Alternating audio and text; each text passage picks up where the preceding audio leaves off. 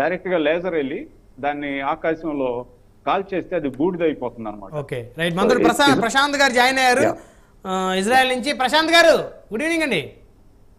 Good evening sir, నమస్తే అమ్మా.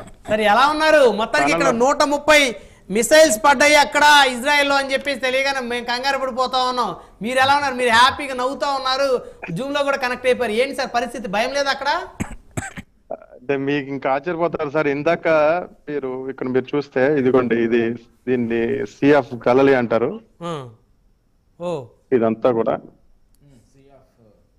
చూడండి, ఇక్కడ ఉన్న పిల్లలు వీళ్ళందరూ కలిసి ఇప్పుడు దాకా ఈత కొట్టారు. ఇప్పుడు మార్నింగ్ అంటే ఇక్కడ 11 o'clock కి ఈ చివరి మీరు ఈ చిన్నగా నేను ఏలు పెట్టి చూపిస్తాను, చిన్నగా ఆ కొండలు కనపడుతున్నాయి, అక్కడ 2 మిసైల్స్ పడ్డాయి.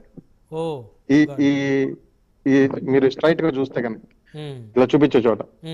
సో యాక్చువల్ గా ఈ ప్రదేశం అంతా కూడా ఏంటంటే దీనికి చుట్టుపక్కల ఇదన్నీ చూస్తే ఇటు పక్కన ఇటు సైడ్ మనం ఇటు బాగా ఇటు రైట్ సైడ్ కి వెళ్ళిపోతేనేమో జోర్డాను, ఇటు మీరు స్ట్రైట్ గా ఇటు మీరు ఎదురుగుండా ఇటు చూపిస్తాను నేను. ఇది ఈ కొండలు దాటిన తర్వాత లెబనాను, ఈ స్ట్రైట్ గా అయితే సిరియా అండి. ఇటు కరెక్ట్ గా మనం ఇంత స్ట్రైట్ గా చూస్తే ఈ చుట్టుపక్కల ఏదైనా కానీ ఈ తైబ్రియా సిటీ మీద ఈ రోజు మార్నింగ్ బాంబుల దాడి జరిగింది.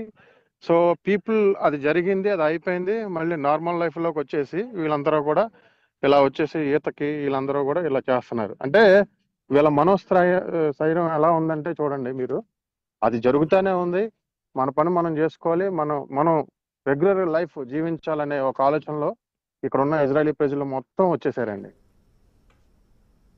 సో నది ఇది సీ ఆఫ్ గలలీ అండి. ఈ నదికి చాలా చరిత్ర ఉంది.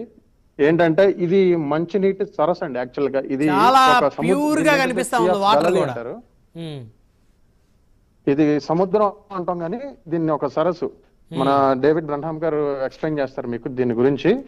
ఒక 2 నిమిషాలు ఆయన చెప్పిన తర్వాత మళ్ళీ నేను మీకు విజువల్ తీసుకుంటాను. రైట్ డేవిడ్ గారు.